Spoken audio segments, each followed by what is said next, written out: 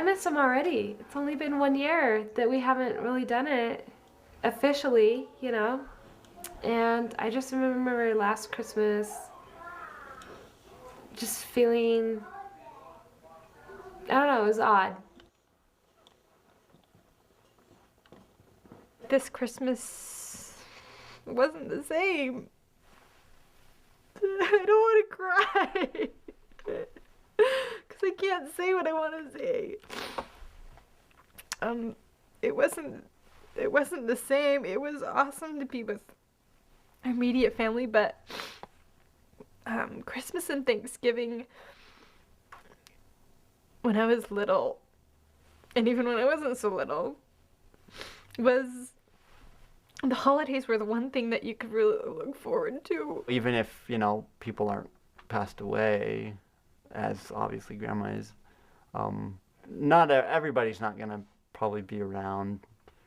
And if they are, for family get-togethers, it's gonna be few and far between. I remember it kind of felt like, not that it wasn't Christmas, but it was just a big change.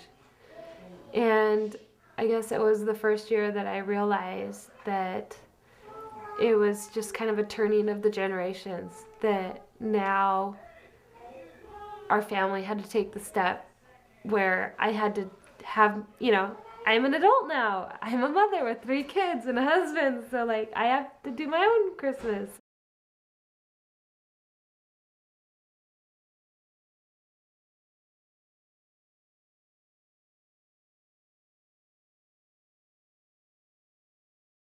We would meet in the hall before, and Mom would come out and turn on the lights, and we'd walk out with the camera rolling, and it was like heaven. We could just look around, and with the glow of the tree, it was amazing.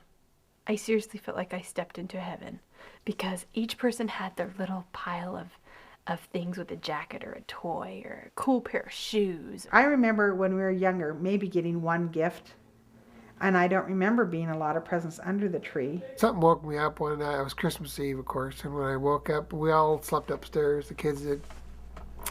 When I woke up, I don't know if I had to go to the bathroom or whatever, but anyway, I come down the stairs, and just as I got to the bottom of the stairs, Mom and Dad, Aunt Marianne and Uncle Ace just came walking in there with all these presents. And I kind of like caught them, and they're like, hey, go back to bed.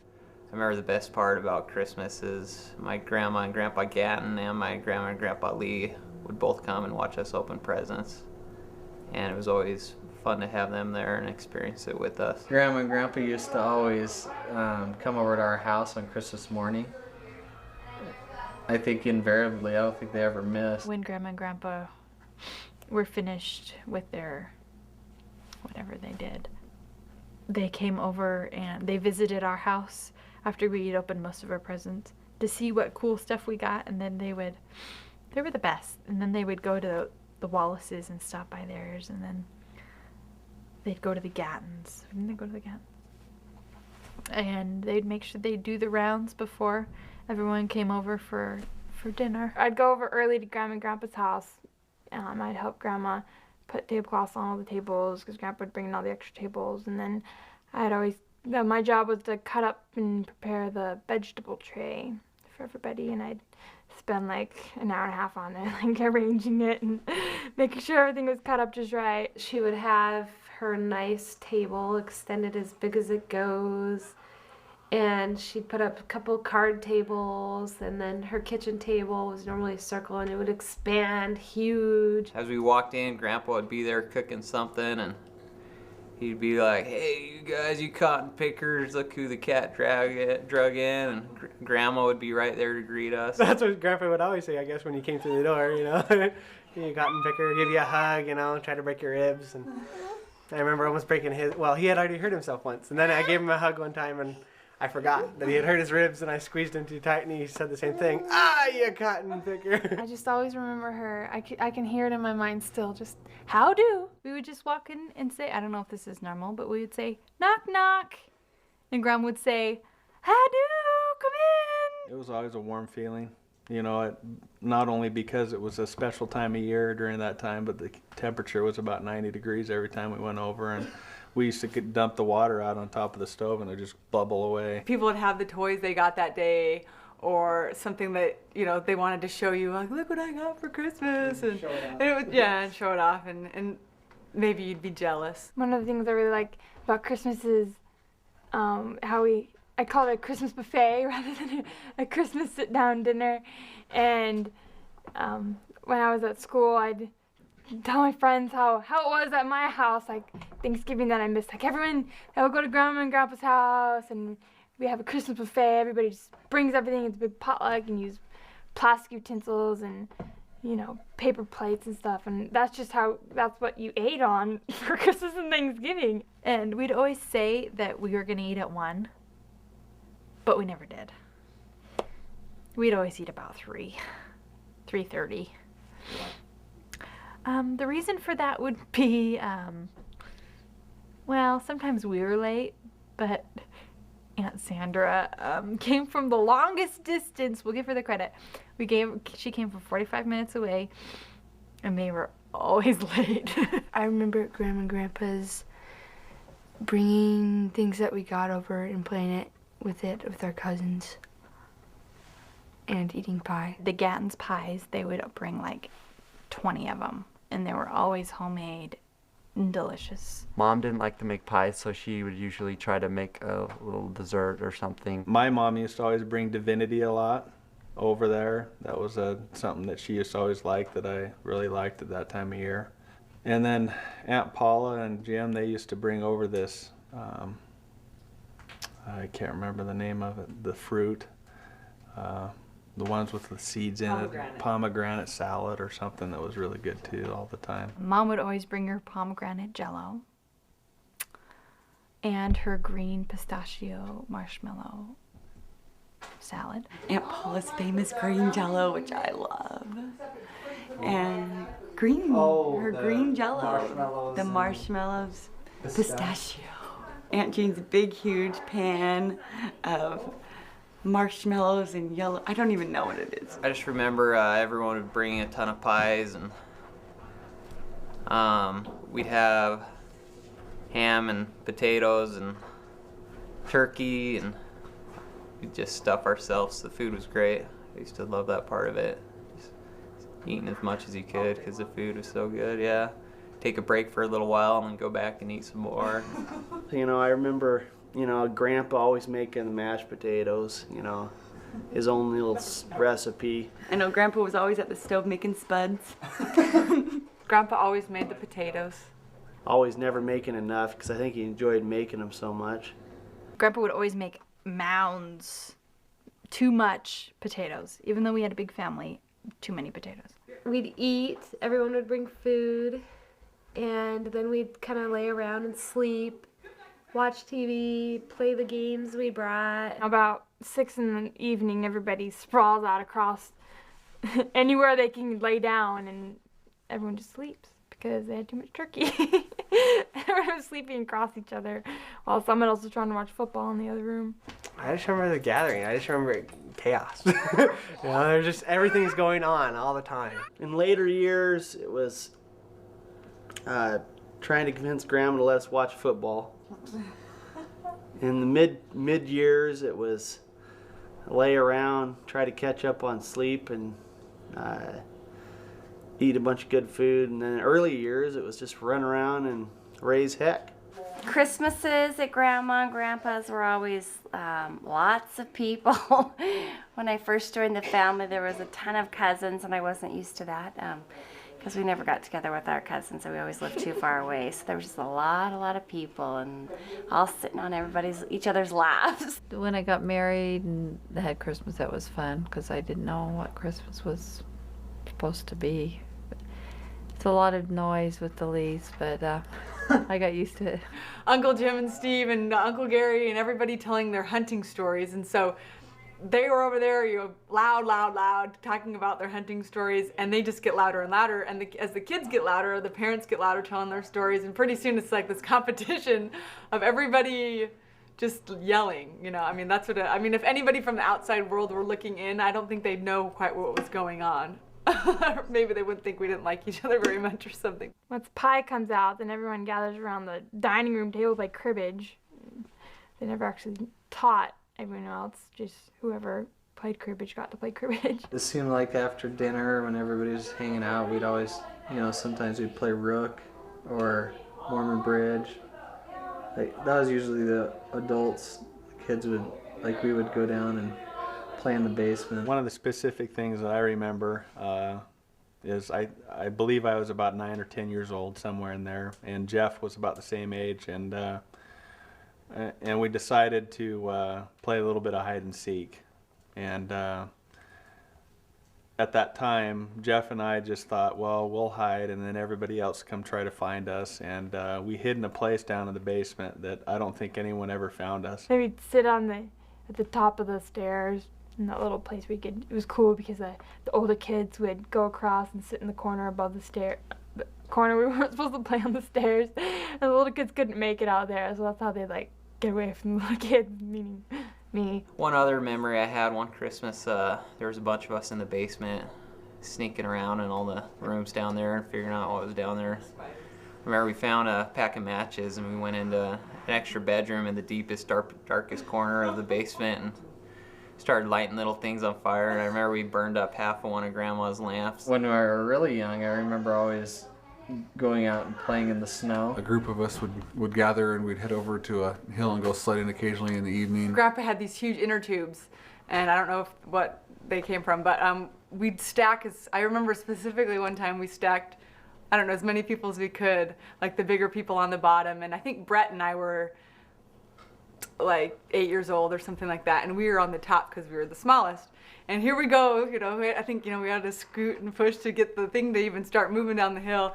First bump we hit, wham, you know, we all flew off the thing, and Brett and I were on the top, so we flew the farthest.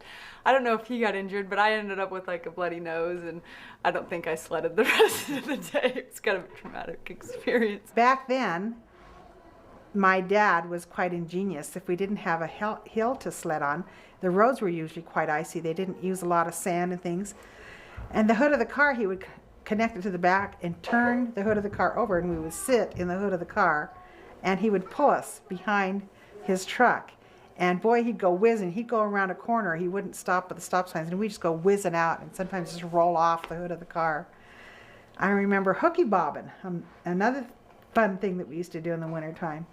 And Dad thought it was great. He'd just see how far we could go, who got the farthest. I remember it seemed like when I was a kid there was always snow at Christmas time, and one of the memories I have of her, fond memories, again, it's on 8mm video, and that's when she'd always go out. She'd never shovel the walk. She'd always sweep it with a broom. I remember one Christmas, or it might have been Thanksgiving, when I learned from my older brothers how to hooky bob.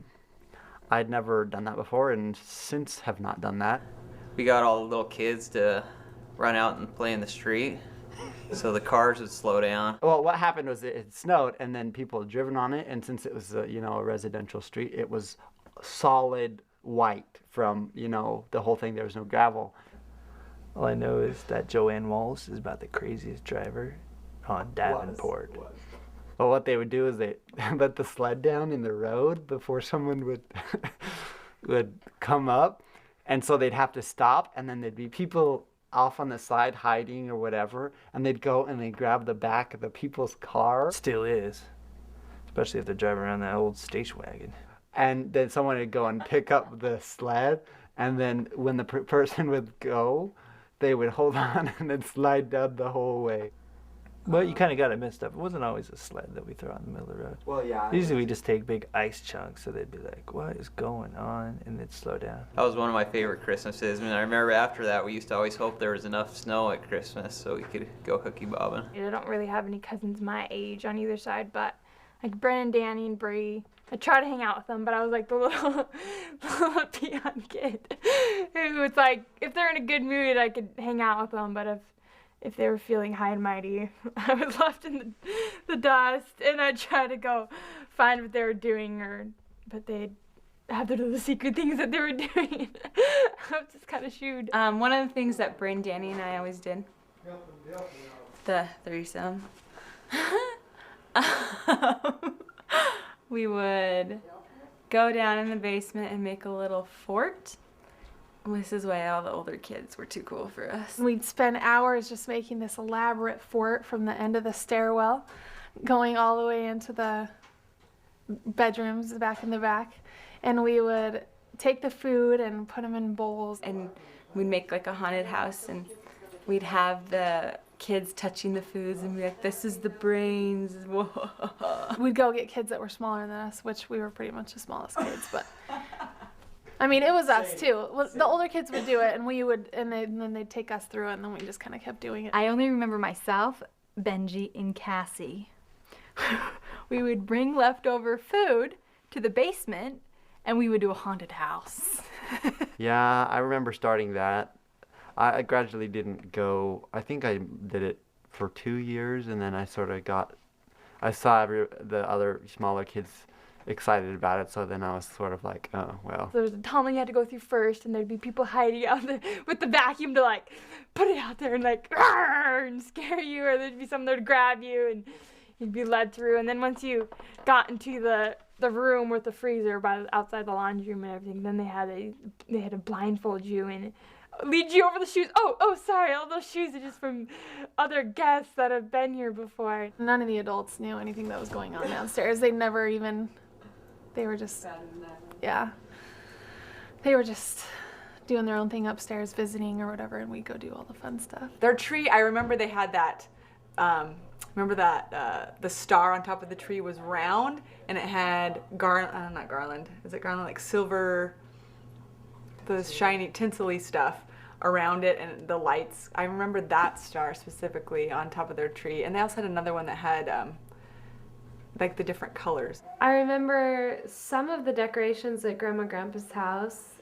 For instance, they never really had a lot of ornaments on their tree. We used to always go out. I remember when they got older, Dad and I, and when we went out hunting, we not only got one tree for our house, but we also got a tree for Grandma and Grandpa's house also. And then so we would go over there on an evening and help decorate it and set it up. In the beginning more, and Mom probably talks about this more, Grandma and Grandpa used to put the hanging tinsel on their tree growing up. And I remember as a kid too, that Grandma, they put it on the tree then, like they still had that tradition of putting the hanging tinsel. And I think that gradually faded out, but I do remember the hanging tinsel because we didn't have it at our house, but Grandma and Grandpa had it at theirs. The Christmas tree only had lights because it was too much effort to put on decorations. I just remember Grandma used to always throw on the little tinsel things on the tree. There was always tinsel on the tree. That they always had the long silvery tinsel hanging all over the tree. So you always take it off and play with it, and became a part of your hair. So there's always tinsel all over the place, all over the house from the kids playing in it. And it seemed like, you go to vacuum it up and it jammed up the vacuum cleaner, and it was just in your hair, and you left Grandma and Grandpa's with static. I remember Grandma got a new carpet, and you could no longer wear shoes anywhere in the house. You had to leave them by the door, so there was always a huge amount of shoes because it was her celestial room in the living room, and the white lacy curtains and everything. Grandma and Grandpa had their two sides of the room and their chairs. The cuckoo clock always going off. I remember the cuckoo clock, and it's since died, but it's still hanging on the wall.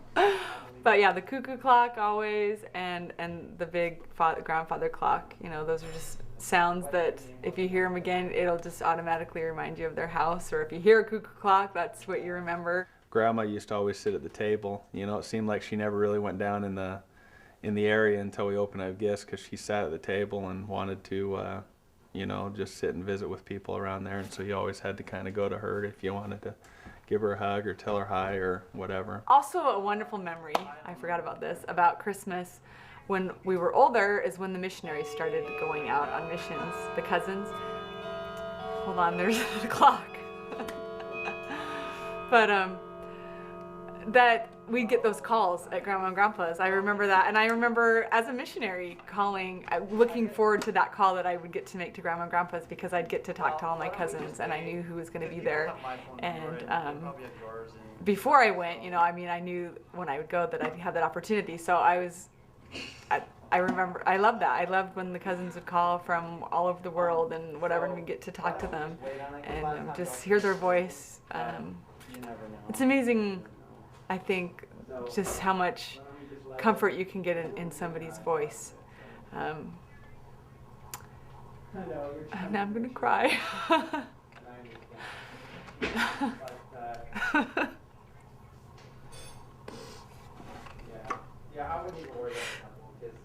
But we all have unique characteristics to our voice, obviously. And that's what's so great about family, is because you know everybody's voice, and just being able to, I guess as a missionary, it was just comforting to hear everybody's voice, and to know that my family was there, and that they loved me, and that they were supporting what I was doing. And I remember just last year or something when I called Grandma and Grandpa's house, and obviously Grandma's been gone for a couple of years, but her voice came up on the answering machine. And it kind of shocked me at first, because I wasn't expecting to hear Grandma's voice, but it's amazing that that's just a voice that I know, and it's Grandma's voice. And it was kind of fun just to hear her voice again, and that's what's so great about knowing each other so well and recognizing each other's voices, because I think it's just something that we'll always know and always remember. One thing that I do remember, and it was kind of a shock when it changed, is Grandma used to have red-orange shag carpet. And we'd always take our shoes off and we'd wear our socks. And after we walked on her carpet, we'd look at the bottom of her socks and they were black. I remember, like Sarah said, looking at my sock, because I was like, what is that? And I think Mom pointed it out, or she said, well, that's because there's dirt under that carpet. And I remember laying on that carpet. Oh yeah, we'd all take naps on the floor. I'll fall asleep on Grandma and Grandpa's floor. Oh, we'd also go play basketball. We even had arm wrestling competitions, I think, during Thanksgiving and Christmas. I remember beating Daniel in arm wrestling every year except my senior year. One thing that I really treasure from having Christmas at Grandpa and Grandma Lee's house was the things that they gave that were homemade. One of the things that I remember the most that Grandpa used to always do is that he made things all the time and spent hours and hours and hours making things. For example, he made a bunch of these blow whistles, you know, these train whistles that we used to play with. I remember Grandpa doing the rubber band guns, the puzzle chairs. I remember the ducks for the crayons, and I remember I got a cradle. Another gift that Grandma and Grandpa gave us was when we were 12 years old, each grandchild, I believe there was 28 of us, Grandma would did make every grandchild a blanket. She crocheted a blanket for every one of us. Of course, every year, normally we got a little package with bubble gum, a candy bar, and those two things wrapped in money and wrapped up. I think everybody probably remembers that. We still get them, the little packages of gum and candy bar and anything from a 50-cent coin to 20 bucks or whatever. I felt so cool when I upgraded from $2 to $5. And then when I got old enough to upgrade from $5 to $10. And then when you get older, you're wondering why you don't get money in your pack of gum and why other people did. I remember at Grandma and Grandpa's sitting in the family room, and watching Grandma and Grandpa open their presents. It was just fun to see what they got from everyone instead of seeing what we got. It wasn't fun when I was little, but as I got older, I'd rather... We always knew what we were going to get. Oh, yeah. But as I got older, it was more fun to watch them open presents than to open our present. When we were kids, we used to, from Grandma Jensen, we used to get a silver dollar and a package of gum and a candy bar. And Mom thought that was the greatest thing. So after we got to be way too many, I mean, with my 9 and your dad's 8, Sandra's 7, and Gary's 5, there just got to be so many kids that they really couldn't afford to buy presents. At first they did try to buy presents, but after several Christmases, that was just too expensive. So Mom decided she was gonna, Grandma had died, and she decided to just take on her little Christmas tradition. Hey, the automatic focus just started working. It worked. Hand me the baby so I can open these presents. Can I open it? Can I open it? Can I open it? It's on. Can I open it? Scotty. Who? They're downstairs a minute ago.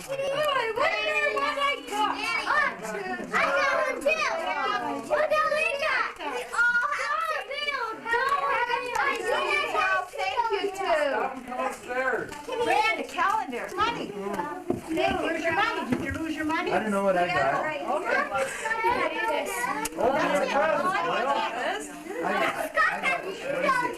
Grandpa, take that over to your grandpa. Steve calendar.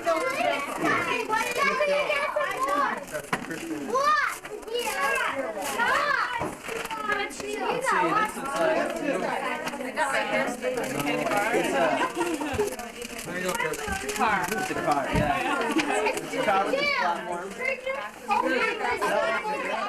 She always wanted to know if you were pregnant, when the next grandchild was coming.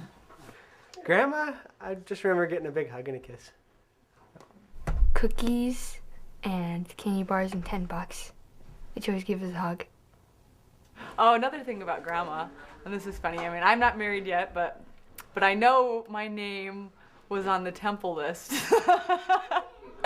Grandma always put our names on the temple roll. So, because, you know, she just wanted a little extra push to help us find our eternal companion. And then after you found your eternal companion and were sealed in the temple, she'd put you back on the list until you got pregnant.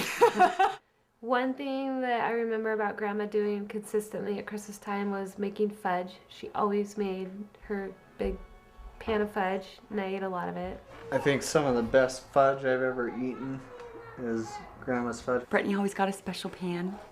I know I was jealous. Brittany's special pan of fudge from Grandma. Grandma would always make me a special batch. I think she only made me a special batch. Maybe she just made me feel special, and other people out there also got a special batch of fudge. Yeah. Yep, her favorite time. Grandma's favorite time? I think so. Even though she'd go in her room a lot, and it was so noisy, and just shut the door. Really? That's what we mothers have to do to survive noise. I didn't even notice. Yeah, she'd just go for a while and close the door. Or talk to one person sometimes on the bed. You know, the last 2 or 3 years before Mom passed away, I mean, the whole room is just wall-to-wall people, and it just got so huge. But Mother always wanted to do it, and so we did. And even 3 years ago, when she was so sick with cancer that we didn't know how long she was going to make it, and basically she only made it one more day. The day after Christmas she passed. But even at that point, like 2 days before that, Sarah was over helping wrap the $2 bills and all the little candy bars and the gum, and that night she got really sick.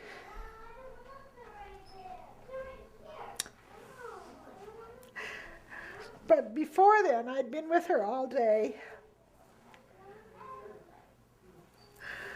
because Dad had gone out to find the little dollars for the packages for the great-grandkids. And so while he was out finding them, I was reading a book. fact, it was this book that I'd been reading to her because she wanted to finish the series, and this was the last book in the series. And so I'd been reading to her, and we were reading and reading and reading. And then I said, well, Mom, I really need to go home and get some Christmas going for my family. And she said, and so I closed the book, and I says, I'll be back a little later. Sarah's coming over to wrap things, and Dad's not back yet. And she says, well, he should be back. He called, and he's found some dollars, and he'll be back pretty soon. She says, you go ahead and go home. She says, and she just looked across the table at me and folded her hands like she always did, and was leaning on the table and just looked at me and said, we didn't get to finish our book. And I said, what do you mean, Mom? You know, we can read it again after Christmas. We can read it again. And I didn't think 2 cents about it till that night at about 11 I got a call. Grandma can't breathe very well. Run over here. So I ran over and we called the hospice nurse, and she came over and said, well, I can't get any lung sounds in that one lung. So I think we better take her in, and we decided to take her to Spokane. And by the time we got to Spokane, she wasn't breathing very well at all. And they put a pressure machine on her that forced air into her lungs. And that was Christmas Eve. And then Christmas Day, the next day, the morning, the doctor came in and said, well, her lung is filling up. So we're going to do a thoracentesis on us, which is putting the needle into her lung. And so they did that, and they withdrew like 2 huge bags, this big, full of liquid that was basically just raw blood. It was all red. And the doctor said what is happening here is that the cancer nodules are bleeding inside of her lung, and so they just keep filling up her lung, and then she can't breathe because that one side is just filling up. Like pneumonia, essentially. Like pneumonia, sort of. It was just filling up and filling up. So that pressure machine kept it down, but then when they did that thoracentesis, all of a sudden she felt she could breathe again, and she got lots of oxygen, and she wanted to see all of her grandkids, and just because it was Christmas, they were all home. So they all came to the hospital. And it was the most wonderful Christmas day for her. She just kept thanking us for having all the kids come. And I think almost every single grandchild except Jimmy was able to go in and talk to Grandma by themselves, or 2 or 3 of them at a time. And so we were able to have a really good day with her. But during the evening, then that evening, she started filling up again and couldn't breathe. And the doctor said, well, maybe we should put that machine back on her. And Grandpa says, yeah, put the machine back on her. Because he wanted her to stay with him. And the nurse went to put it back on. And she shook her head, and she didn't want it. She said, no, don't want it. And Grandpa tried to talk her into it, but she refused. And then the doctor said that we could make her more comfortable if we give her some morphine, so she doesn't fight it so much, the breathing. And so they gave her some morphine, and then they said they would transfer her to another room so the family could stay with her. And that's when they put her out with the morphine, so she wasn't fighting. And then they put her in the hospice room. And Jim and Paula, who with the rest of us had been up for like 2 days, had little Scott and Sammy who really needed a Christmas morning at their house. So they said that they would go home and come back the next day so they could have Christmas at their house, which everyone had put off, basically. And so they just, right after they left, about a half hour, Dad was sitting by the bedside and reached over and grabbed Mom's wrist and was just holding her wrist, and he just said, wow, her heart is regular. And we said, what do you mean? He said, it's been so irregular. It's so strong and regular. It hasn't been like that for months and months. And so I went over and sat her over. We're feeling it. And just about then, Mother opened her eyes, and she was totally lucid again. She couldn't speak, but about 10 minutes earlier, Gary and Gail had arrived from Idaho Falls. And so they came in the room, and just after that is when she woke up, and she was laying there, and we all gathered around the head of her bed, and she looked at each one of us and smiled, not making eye contact, and we all told her how much we loved her. And Sandra was the last one she looked at, and she said, "Mom, we know it's so hard for you to breathe." And she said, "Mom, go to the light." And just then, she closed her eyes again. And within about 15 seconds, she just stopped breathing.